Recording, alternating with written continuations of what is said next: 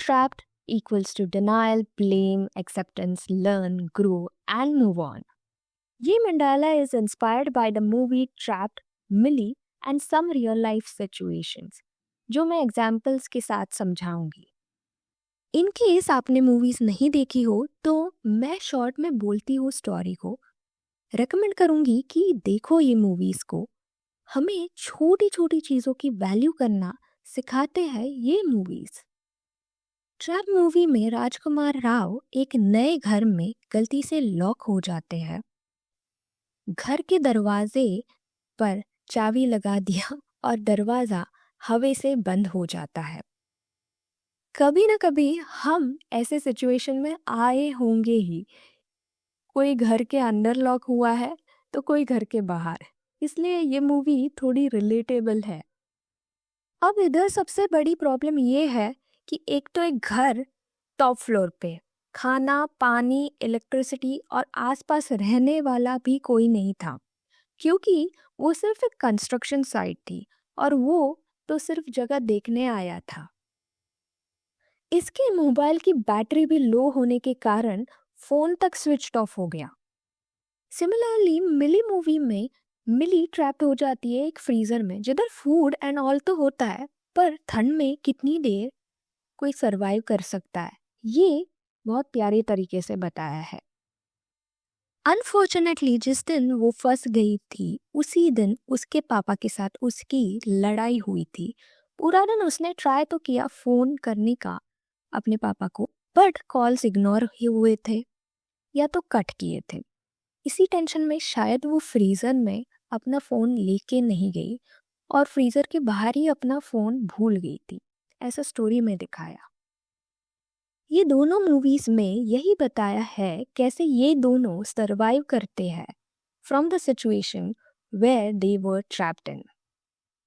ऐसे ही मैंने ये मंडाला दोनों movies and real life cases से इंस्पायर होके बनाया है. कौन सा पीस मंडाला, मतलब मैं एक मंडाला बनाती हूँ, उसी के अराउंड कोई कोड लिखती हूँ या फिर कोड लिखूंगी एंड देन मंडाला बनाऊंगी एंड लास्ट में कैप्शन में उसका ब्रीफ एक्सप्लेनेशन लिखूंगी. एक इनिशिएटिव है to explain concept based mandala in simple terms. जैसे आप मंडाला में देख सकते हो, सेंटर ऑफ मंडाला में एक केज है जिधर एक बर्ड ट्रैप्ड है. अब हम कोई भी सिचुएशन में हो, ये मंडाला बता रहा है कैसे हर इंसान डील करता है सिचुएशन को. कोई भी सिचुएशन हो, जब कोई ट्रैप हो जाता है, ये 4 स्टेजेस कॉमन होते हैं. स्टेज 1 डिनायल, जो मंडाला में क्रॉस शेप में मैंने एक्सप्रेस किया है. ये स्टेज में हम मानना ही नहीं चाहते कि हम ये सिचुएशन में फंस गए हैं. ये स्टेज में लोग खुद को हर्ट या डैमेज ज़्यादा करते हैं. स्टेज 2 ब्लेम, जो मैंने स्पाइरल शेप में एक्सप्रेस किया है. ये स्टेज में हम जलेबी की तरह बातें गोल घुमाते हैं एंड रिस्पॉन्सिबिलिटी लेने के सिवा हम ब्लेम करने का टाइम पास करते हैं. स्टेज 3 एक्सेप्टेंस, जो मैंने half flower and half leave shape से एक्सप्रेस किया है. ये स्टेज में हम एक्सेप्ट करते हैं कि ओके ये सिचुएशन हो गया है, अब क्या सल्यूशन है, इसमें हम फोकस करते हैं. Stage 4 learn grow and move on, जो मैंने फुल फ्लावर शेप में एक्सप्रेस किया है. ये स्टेज में हम सब भूल जाते हैं एंड जो भी सिचुएशन है उससे बाहर निकलते हैं एंड इन चीज़ों से हमें क्या सीख मिली वो याद रखते हैं, ग्रो करते हैं एंड मूव ऑन करते हैं. ये स्टेजेस को हम ट्रैप मूवी से पहले कंपेयर करके देखते हैं. स्टेज 1 डिनायल, ये स्टेज में आप देख सकते हो राजकुमार राव मानता ही नहीं कि वो लॉक्ड है इन अ रूम, सो वो अपनी पूरी एनर्जी वेस्ट करता है टू ओपन द डोर. इसी चक्कर में वो अपने आप को भी हर्ट करता है. चिल्लाने की कोशिश तो करता है पर कोई सुनता नहीं है क्योंकि वो टॉप फ्लोर पे होता है. इसी चक्कर में वो बोलने की भी एनर्जी वेस्ट कर देता है. स्टेज 2 ब्लेम, इधर ब्लेम एज सच कोई पर्सन को तो नहीं कर रहा है पर सिचुएशन को ही ब्लेम कर रहा है. काफ़ी बार फ्रस्ट्रेट होकर मोबाइल फेंक रहा है या तो फिर विंडोज तोड़ने की कोशिश कर रहा है, अलग अलग तरीक़ों से एक्सप्रेस कर रहा है और इरिटेट भी है. स्टेज 3 एक्सेप्टेंस, ये स्टेज में ही एक्सेप्टेड कि मैं लॉक्ड हूँ इस घर पे। सो स्लोली ही स्टार्टेड टू फाइंड सॉल्यूशंस। वो कार्डबोर्ड पे हेल्प लिख के मदद मांगने की कोशिश करता है, वो कार्डबोर्ड को फेंक के नीचे। अभी चिल्लाने की ताकत तो नहीं रही, तो वेसल से आवाज करके हेल्प मांगने की कोशिश करता है। एक इंसान आता भी है उसके वो कार्डबोर्ड पे हेल्प लिखा हुआ पढ़ के, बट कोई दिखता नहीं तो वो वापस चला भी जाता है। ये मूवी में the actor is strongly against the people जो नॉनवेज खाते हैं, बट वक्त आने पे इसने भी सर्वाइवल के लिए जो मिलता है उसको मार के खाने लग जाता है। शुरुआत में काफ़ी तकलीफ होती है, पर बाद में आदत हो जाती है खाने की। बड़े अलग अलग तरीकों से हेल्प मांगने की कोशिश तो की थी इसने। फाइनली उसको समझा कोई मदद नहीं करेगा, तो उसने देखा कि नीचे की कुछ गैलरीज हाफ कटेड है। तो अपनी गैलरी के रॉड को सिस्टमैटिकली कट किया और सिस्टमैटिकली प्लान बनाया। काफ़ी रिस्की था, बट उसके पास कोई ऑप्शन नहीं था, एंड इसी तरीके से वो एस्केप भी हो गया। Stage 4 learn grow and move on. Finally जब राजकुमार escaped the room, not only him but जितने भी लोगों ने ये मूवी देखी है ना, have understood the basic needs of life, चाहे वो फूड हो, इलेक्ट्रिसिटी हो, रेन्स हो। जब रेन आया था ना, वो इतना खुश हुआ था कि जैसे उसको जन्नत ही मिल गई हो। सर्वाइवल के लिए चाहे आप वेज खाओ नॉन वेज खाओ, कोई फ़र्क ही नहीं पड़ता। कोई सही नहीं है, कोई गलत नहीं है। बस सिचुएशन के हिसाब से आपको चेंज होना ही पड़ेगा, और इसी में आपका फ़ायदा है। ये इंसिडेंट से मानो काफ़ी पॉजिटिवली चेंज हुआ था एक्टर भी इन द मूवी। सिमिलरली अब ये स्टेजेस को हम मिली मूवी से भी कंपेयर करते हैं। स्टेज 1 डिनायल, पहले मिली भी नहीं करती एक्सेप्ट कि वो लॉक हुई है इन द फ्रीजर। वो चिल्लाने लगती है, दरवाजे पर खटखटाती है और तोड़ने की भी कोशिश करती है, पर खुद को ही हर्ट करती है, क्योंकि दरवाज़ा तोड़ना काफ़ी मुश्किल हो जाता है, फ्रीज़र का वो भी। स्टेज 2 ब्लेम, वापस इस मूवी में भी मिली ब्लेम्स द सिचुएशन। जब मोबाइल नहीं मिल रहा था, तब पैनिक सिचुएशन में वो जैसे बैग को फेंक रही थी, वो फ्रस्ट्रेशन शो कर रही थी, and she was blaming somewhere the situation. Stage 3 acceptance. Milli had to accept the situation कि अब उसको यही फ्रीजर में सरवाइव करना है, और इसके लिए सॉल्यूशंस ढूंढना स्टार्ट करना पड़ेगा। पहले उसने फ्रीजर का एक फैन स्टॉप करने की कोशिश की, जिसमें वो काफ़ी टाइम के बाद सक्सेसफुल हुई भी। बैग में कुछ एक्स्ट्रा क्लोथ्स थे जो उसने ढूंढा, एंड उसने उससे हाथों को और पैरों को कवर किया। मतलब जिधर ज़्यादा ठंड लगती है उसको स्मार्टली कवर किया। मॉल में थिएटर के टाइम पर हेल्प मांगने की कोशिश की, पर अनसक्सेसफुल रह गई। फ्रीजर से निकलना इम्पॉसिबल था किसी के हेल्प के बिना। मिली को इसी बीच एक चूहा दिख गया। पहले वो काफ़ी डर गई थी, काफ़ी चीज़ें फेंकी ताकि चूहा भाग जाए, पर वो भी तो फंस गया था मिली की तरह।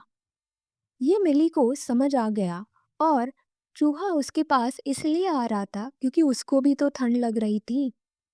इसीलिए चूहा मिली के पास आ रहा था ताकि उसको भी गर्मी मिल जाए। अब खुद के साथ साथ वो चूहे का भी ध्यान रख रही थी, अपने बैग में रख रही थी मिली उसको। बहुत ही प्यारा सीन है। फाइनली लोकेशन ट्रेस हुआ, एंड मिली को अपनी एक अच्छी आदत ने बचाया। वो हमेशा वॉचमैन को हेलो और बाय करके जाती थी। वॉचमैन को मिली का नाम तो नहीं पता था, पर उसका फोटो देखते ही उसके पापा को तुरंत बोल दिया कि ये लड़की आज मॉल से बाहर गई ही नहीं है, क्योंकि रोज ये मेरे को हेलो और बाय बोलती है, तो ये मॉल के अंदर ही है। Stage 4 learn grow and move on. ये सिचुएशन में मिली और पापा को एक दूसरे की वैल्यू समझ गई। कहीं ना कहीं हम सब को भी फ़ोन की वैल्यू समझी होगी। काफ़ी बार हम लोग भी इग्नोर करते हैं कॉल्स या मैसेजेस, पर हमें कोई आइडिया नहीं होता सामने वाला कौन से रीज़न के लिए कॉल कर रहा है। कभी कभी लोग टाइम पास के लिए नहीं, इमरजेंसी में भी कॉल करते हैं, एंड क्या पता आपका एक टेक्स्ट, कॉल किसको किस तरीके से हेल्प करेगा, आपको कोई आइडिया ही नहीं होता। क्या पता ये कॉल किसका लास्ट हो। कभी कभी ईगो बहुत भारी पड़ जाती है। शायद इसी तरह अगर एक कॉल उठा लेते या बात करते तो मिली का दिल लग जाता काम करने में। अगर मिली को कुछ हो जाता उस दिन तो वो कॉल हमेशा याद रह जाता। ये सोचते रह जाते कि पूरा दिन तो वो कॉल कर रही थी, मैंने उठाया क्यों नहीं। पर कोई नहीं, ये मूवी में तो मिली बच गई थी, क्योंकि वो वॉचमैन को हर रोज हेलो एंड बाय करती थी। कोई वॉचमैन को देखता तक नहीं था, बट वो हमेशा उनको अपने एग्जिस्टेंस के लिए अप्रिशिएट करती थी, बस एक स्माइल, हेलो एंड बाय करके। पर ये मूवी से इंसान को इंसान की वैल्यू समझ गई होगी। चलो ये तो मूवीज का कंपैरिजन हो गया। अब रियल लाइफ सिचुएशन में corona virus is the best example, हम सब रिलेट कर पाएंगे। Stage 1 denial. याद है हम सब लोग मास्क नहीं पहनते थे शुरुआत में, कोविड वगैरह कुछ नहीं होता ऐसा बोलते थे, मुझे तो नहीं होगा। हम सब मान ही नहीं रहे थे कि ऐसी कोई बीमारी एग्जिस्ट भी करती है। Stage 2 blame. हम सब चाइना को ब्लेम कर रहे थे, ये चाइना वाले कुछ भी खाते हैं, इनको तो कुछ समझ ही नहीं आता, इन्हीं के कारण कोविड फैला है। जो ये दो स्टेजेस पे अटके रहे वो सब आज इस दुनिया में नहीं है। Stage 3 acceptance. आज हम सब इस दुनिया में है, इसका मतलब है we have accepted this situation. हम सब जब जरूरत थी तभी घर के बाहर गए थे, सैनिटाइज करते रहे, जो लोग कभी नहीं नहाए थे वो लोग भी नहाने लगे। मतलब ये कि कोविड ने इनको हाइजीन सिखा दिया, वैक्सीनेशन करवाया एक्सेट्रा। इन शॉर्ट हम सब ने जितने हो सके उतने प्रिकॉशंस लिए, घर पे रह के अलग अलग चीज़ें की है हम सब ने। जो लोग फैमिलीज़ के साथ थे वो लोग ने फैमिलीज़ के साथ बहुत झगड़ा किया, और जो फैमिलीज़ के साथ नहीं थे, अकेले रह रहे थे, उन्होंने अपने फैमिली को बहुत मिस किया। कंटेजियन नाम की मूवी सबने ही देखी होगी कोविड में, बट हैरानी की बात ये थी कि कैसे किसी को पता होगा कि कोरोना वायरस की बीमारी कभी ना कभी फ्यूचर में आने वाली है। सो ये बहुत अजीब सा थिंकिंग है। सब लोग सोच रहे होंगे कोविड में कि ये कैसे पता था किसी को। एंड ये मूवी से हम थोड़ा फ्यूचर प्रेडिक्ट कर रहे थे कि क्या होगा, दुनिया खत्म होगी, क्या होगा, एंड दैट ऑल थिंग। तो this was some of the time pass of our life. बाकी किसी ने इंस्टाग्राम पे रील्स बनाए, कोई खाना सीख रहा था, कोई पेंटिंग कर रहा था, कोई कुछ कर रहा था, गाना सीख रहा था, कोई सब लोग कुछ ना कुछ कर रहे थे घर पे रह के। और कंपनीज जो घर पे काम करने को देती ही नहीं है, उन्होंने भी समझ लिया कि घर से भी काम हो सकता है। Stage 4 learn grow and move on. काफ़ी पॉजिटिव चेंजेस आए थे। हम सब छोटी छोटी चीज़ों की वैल्यू करना सीख गए, जैसे घर के बाहर जाना। ये स्टेज पे हमने किसी को ब्लेम नहीं किया, we learn grew and moved on. But हाँ, मानना पड़ेगा कोविड ने एक रेवोल्यूशनरी चेंज लाया था। लास्ट एग्जाम्पल थोड़ा रिलेटेबल होगा, स्टार्टअप्स, ले ऑफ्स, लॉसेस, फंडिंग प्रॉब्लम्स के बारे में है। इन शॉर्ट मॉनेटरी इश्यूज के बारे में है। Stage 1 denial. स्टार्टअप के सीईओ पहले मानेगा ही नहीं कि बिजनेस लॉस में है, so he will decide to hide the real situation. और जब सिचुएशन हाथ से निकल जाएगी तब उसको डिस्क्लोज करना ही पड़ेगा एम्प्लॉयज़ को। जब ये न्यूज़ एम्प्लॉयज़ तक भी पहुंचती है, वो भी इनिशियली मानते ही नहीं है कि कंपनी लॉस में है। सबको लगता है टाइम के साथ साथ सब चीज़ें ठीक हो जाएंगी, पर जैसा सोचते हैं वैसा थोड़ी ना हमेशा होता है दुनिया में। पैसा नहीं तो कुछ भी नहीं है। Stage 2 blame. ये स्टेज में employees blame CEO and CEO will blame employees कि आप बिजनेस नहीं ला रहे हो। सच बोलूं तो दोनों साथ चले तो ही बिजनेस ग्रोथ होगी। गलती कोई भी करे, ओनर पे रिस्पॉन्सिबिलिटी ज़्यादा आती है, बट एट द एंड सबकी अपनी एक कहानी होती है। हम कुछ बोल नहीं सकते कि कौन रिस्पॉन्सिबल 100% है। ये स्टेज पे अटके रहे तो कंपनी शटडाउन तो होगी ही, एंड एम्प्लॉयज़ जो बचे हैं कंपनी में वो भी जॉब लॉस फेस करेंगे। Stage 3 acceptance. ये स्टेज में सीईओ को एक्सेप्ट करना ही पड़ेगा कि वो लॉस में है, एंड उसको मेजर स्टेप्स लेना ही पड़ेगा, लाइक ले ऑफ मोस्टली वो लोगों का होता है जो लोग बेंच पे बैठते हैं, या तो फिर वो कुछ काम नहीं करते हैं, या तो फिर फालतू का पॉलिटिक्स क्रिएट करते हैं। So don't have sympathy for these kinds of people, okay.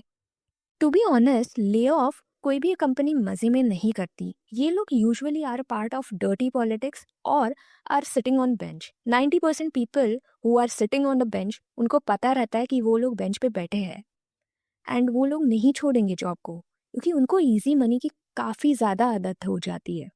But कहीं ना कहीं पर भगवान भी ये सब चीज़ें देख रहा होता है एंड प्रॉपर पनिशमेंट डिसाइड करता है सबके लिए। एंड इसीलिए monetary issues is the best punishment for every one. Somewhere ये सब लोग एक्सपोज हो जाते हैं, जो लोग डर्टी पॉलिटिक्स खेलते हैं, who are sitting on bench. So lay off का कंडीशन आता है। In most cases notice period देती ही है कंपनी, बट कंपनी की सिचुएशन एकदम ही बेकार हो तो नोटिस पीरियड नहीं दिया जाता है, ले ऑफ डायरेक्ट हो जाता है एंड मोस्टली अग्रीमेंट के साथ होता है। कुछ एम्प्लॉयज़ भी सपोर्टिव निकलते हैं जो इमीडिएट रेजिग्नेशन देते हैं विद और विदाउट नोटिस पीरियड, कोई फ़र्क नहीं पड़ता है एज लॉन्ग एज टीम के साथ कोऑर्डिनेट कर रहा है for the hand over process. Expenses cut down किए मतलब कि स्टार्टअप चालू रखना है। इस ड्यूरेशन में काफ़ी लोग अच्छे भी मिलते हैं जो कंपनी के लिए काम करते हैं। जो लोगों को पॉसिबल होता है वो लोग साइड इनकम जनरेट करना स्टार्ट करते हैं। स्टार्टअप ग्रो करे इसलिए फ्री में लोगों से कैसे काम करवाते हैं ये सीखते हैं। एआई के जरिए कैसे खर्चे बचाने हैं वो सीखते हैं। ट्रस्टवर्दी लोग ज्वाइन करने लग जाते हैं। जो लोगों को प्रॉब्लम नहीं है कि पैसे लेट भी आ जाए तो कोई प्रॉब्लम नहीं। बिजनेस पार्टनर्स और अकाउंट्स वाले लोग लोगों को हैंडल करना सीखते हैं। बॉस बोलेगा ये डेट पे पैसा आ जाएगा, और अगर नहीं आया तो दूसरी डेट देगा। तब लोगों को कैसे समझाना है इसका तरीका सीखते हैं। अलग अलग लोगों को हैंडल करना पड़ता है, क्योंकि कुछ लोग अंडरस्टैंडिंग होते हैं तो कुछ लोग ग्रुप बना के बैठ जाएंगे। ये केस में कोई गलत तो नहीं होता है, लेकिन पैसे नहीं होने के कारण फ्रस्ट्रेशन में ऐसा सब चीज़ें करते हैं। कोई चिढ़ के बात करता है तो कोई कामली बोलता है कि इतने पैसे का अमाउंट अरेंज कर सकते हो क्या। शुरुआत में बहुत डर लगता है कि कैसे बोले, पर वक्त के साथ साथ जो लोगों को पैसे की ज़रूरत रहती है वो लोग छोड़ देते हैं कंपनी को, और जो लोग रहते हैं वो लोग अंडरस्टैंडिंग होते हैं तो स्ट्रेस कम हो जाता है। ये बहुत मुश्किल होता है क्योंकि स्टार्टअप्स में यूजुअली 50 से 60 एम्प्लॉयज़ ही रहते हैं, और अकाउंट्स में यूजुअली 1 से 2 लोग ही रहेंगे। और इसीलिए बिजनेस पार्टनर्स चाहे वो वर्किंग हो या ना हो, जवाब देना तो पड़ेगा ही। Stage 4, learn grow and move on. कोई आपको रिवॉर्ड करे ना करे, आपने एक ऐसी स्किल गेन कर ली होती है इन लाइफ जो कोई सिखा नहीं सकता। How to deal in loss, अगर आपने स्टार्टअप में ये कंडीशन में सरवाइव कर लिया। लोग कैसे झूठ बोलते हैं, ज़रूरत नहीं हो फिर भी पैसे मांगेंगे। क्यों, मेरे को मेरी सैलरी मिल जाए, बाकी तो अपना अपना देख लेंगे ये लोग। ये टाइम पे कंपनी को ट्रस्ट करना बहुत मुश्किल है, बट क्या ही कर सकते हो, आप ये सिचुएशन में फंस गए हो। सो आप क्या कर सकते हो, now try to talk to them and ask for some partial payments. In most cases they will try to settle whatever partial payments you are asking, but if they don't spoil your relations immediately, क्योंकि अगर ये situation कोई भी MNC में होगी ना, तो वो लोग रिप्लाई भी नहीं देंगे। Try to do your own research at this time. Are they paying anyone? And take updates accordingly. If the company is registered, they won't be able to cheat you easily. But if you talk arrogantly, you might spoil relationships with the company owners, directors, etc. As no company likes to have expenses unpaid, otherwise, they will not get new investors on the board. In case the team heads, managers are not guiding you properly on this company's situation, go ahead and message the company owner. In case the owner is not replying you for more than 48 hours, then you have to go and file a complaint against the company. Then it is a fraud company, obviously. In case the owners are replying you, everything is okay from their side, the communication is not bad. Sometimes managers don't really communicate as the owners are communicating. Then you can just wait till the money is not there in the company, because at the end you have to arrange money for the police complaint as well. In this kind of a situation, अगर आपने extra effort डाल के you have answered calls, messages या लोगों से बिना डरे cabin में भी बात की है, कहीं ना कहीं लोगों को कॉन्फिडेंस दिलाया है कि मिल जाएगा पैसा, आप टेंशन ना लो, ये कॉन्फिडेंस के साथ बोला है, तो life will reward you someday, क्योंकि भगवान भी देख रहा है। काफ़ी बार आपको भी डर लगता है। बोल तो दिया कि मिल तो जाएगा पैसा, बट अगर नहीं आया पैसा तो क्या पता ये लोग क्या करेंगे। इफ़ पॉसिबल हो और मनी आपका गोल ना हो, तब ट्राई करना आप स्टार्टअप में काम करो तो रिवॉर्ड के लिए नहीं, एक्सपीरियंस के लिए करना। वो आपको बहुत चीज़ें सिखा के जाएगा। और ऐसे सिचुएशन में डरो मत, लोगों को फेस करना सीख लो। लोग कोई बुरे नहीं होते हैं। बस जब आप पैसे नहीं देते हो और रिप्लाई तक नहीं करते हो, तब फ्रस्ट्रेशन बहुत ज़्यादा बढ़ जाता है। डेट्स पे डेट्स मिलना बहुत इरिटेटिंग तो होता है, बट क्या कर सकते हैं, क्लाइंट जो बोलेगा वैसा ही होता है। ये सिचुएशन में अगर आप कॉल्स और टेक्स्ट को इग्नोर करते हो तो लोगों का पर्सपेक्टिव भी बदल जाता है आपके लिए और कंपनी के लिए भी। लोग जब पैसे लेट आ रहे हैं फिर भी काम कर रहे हैं, तो वो लोग एक रिप्लाई एक्सपेक्ट करते हैं, और जब ये नहीं मिलेगा तो इंसान कुछ भी कर सकता है उस समय। तो सिचुएशन को ऑलवेज फेस करो, और रिस्पॉन्सिबिलिटी से भागने से अच्छा है उसको फेस करो। स्किल लोग भी छोड़ के जाते हैं, एंड इसीलिए कंपनी के सीईओ न्यूज़ नहीं बताते हैं कि कंपनी लॉस में। बट मे बी उनके पास भी एक ही इनकम सोर्स रहता है, तो वो लोग भी मेजर स्टेप्स लेते हैं कि बिना पैसे के कुछ नहीं चलता है। क्योंकि बिना पैसे के आपने अगर एक स्टार्टअप में 1 महीना या 2 महीना भी सर्वाइव किया है, आप बहुत सारी चीज़ें सीख ही जाते हो। इनफैक्ट जो छोड़ के जाता है वो खुद की ग्रोथ पे फोकस करता है, एंड कंपनी के भी पैसे बच जाते हैं। तो नुकसान तो किसी का नहीं होता, क्योंकि स्टार्टअप ऑलरेडी लॉस में है। ऐसे ही हर स्टेज में we learn, grow and move on. कोई भी सिचुएशन ले लो इन लाइफ, ये 4 stages are common in every situation. ना जल्दी एक्सेप्ट करोगे सिचुएशन को, उतनी सिचुएशन खराब होने से बच जाएगी।